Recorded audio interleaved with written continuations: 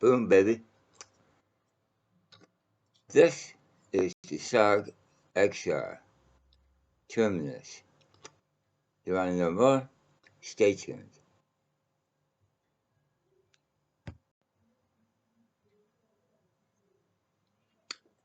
Hi folks, it's Jeff Fredden here, and today we're going to talk about a knife from SOG, or SOG, as they like to call themselves nowadays.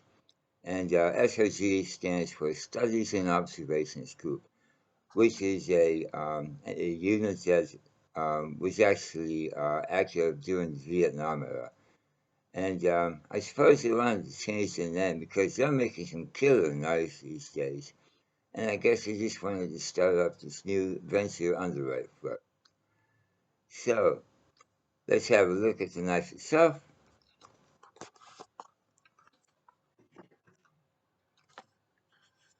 And there we go. I'll put this over to one side. Nothing special about the box, really. Okay, so my first impressions of the knife was the gripiness of the G10 scales. And they got light checkering on them. And it just feels really good and really solid in the hand. And that's important.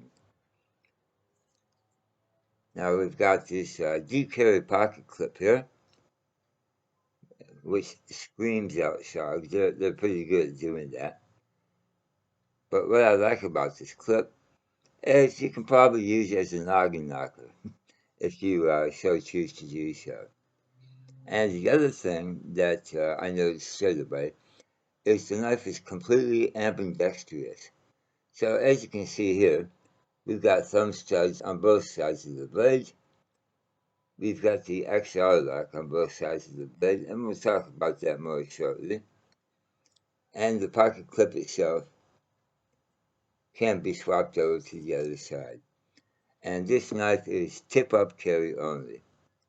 But there you go, righties and lefties are going to like this. Okay, now let's talk about the detents on this. The detent on this knife is insane. It really is. It takes a little bit to get that sucker out of there. So the chances of it opening up in your pocket are zero. You've got complete and total control over that. Don't worry about it. Okay, so let's talk about the blade a little bit. So this is a D2 steel, and it's cryogenically treated. And not entirely sure what the treatment is, but it means that this is going to have an edge retention, which is a lot better. Okay, and we've got that beautiful drop point there. And as you can see, it's a stone wash finish, which I actually prefer because it gives it that look and feel of a working knife, which it is. Okay, now they say that it's a hollow grind, but if it is, it's only just the slightest hollow grind. To me, it's more of a saber grind. And anyway, it's damn fine. And it comes shaving sharp right out of the box. So I really appreciate that. Okay, let's see. What else can we talk about here? We'll give you a size comparison. This is my Spyderco Paramilitary 2. And as you can see, there's quite a bit of difference there in size. So it has an overall length of 7 1/4 inches and a weight of 3.3 ounces. So it's not overly heavy. To me, it's about the same weight as the Paramilitary 2, although it's slightly smaller, as you saw. Okay, it has a blade length of 3 inches and a handle length of 4 inches. Okay, so let's talk about this XR lock a little bit. So basically, when Benchmade came out with the Axis lock, they had a patent on it. And when that patent ran out, then everybody sort of jumped on the bandwagon a little bit with their version of the axis lock. And this is SOG's version, which they're calling the XR lock. Now, just to give you a little bit of an idea of what that's all about, if you have a look here, and that's how they work. And they hold that in there really good. There's absolutely zero blade play up and down. There is the ever so slightest blade play from side to side. And that is actually because I have backed off the pivot screw a little bit during the break-in period. Once I've broken it in properly, I'll tighten this back up again, probably a quarter to half a turn, and there is no blade play whatsoever. Okay, so, but during the break-in period, it just saves my thumb and my finger from undue stress. Okay, let's see. Now, different ways to open the knife. We have, of course, the thumb studs, and they do take a little bit of work while it's breaking in, but overall, not a big deal at all. And then we have this flipper knob up here, which has a bit of jimping on it, and that works absolutely brilliantly. Love it.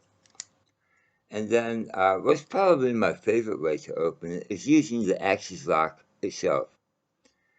And it's just, look at this. That's just a thing of beauty. So, flip open, flip close. That's great.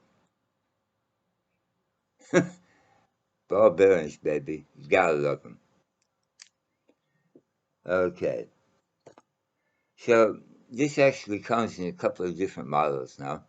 This one is pretty much the first one, or what I like to call the budget model, because it's it runs around $55 US. That's not bad at all. Oh, by the way, look at that nice chimping right up there. That's cool, isn't it? All right, but anyway, they do have some newer models of this, which they're calling the Terminus XR Lite, and basically that comes with the S30 by 35 VN steel, and I think you can get them in another steel as well. And then, of course, there is a different range of scale materials that you can get them with.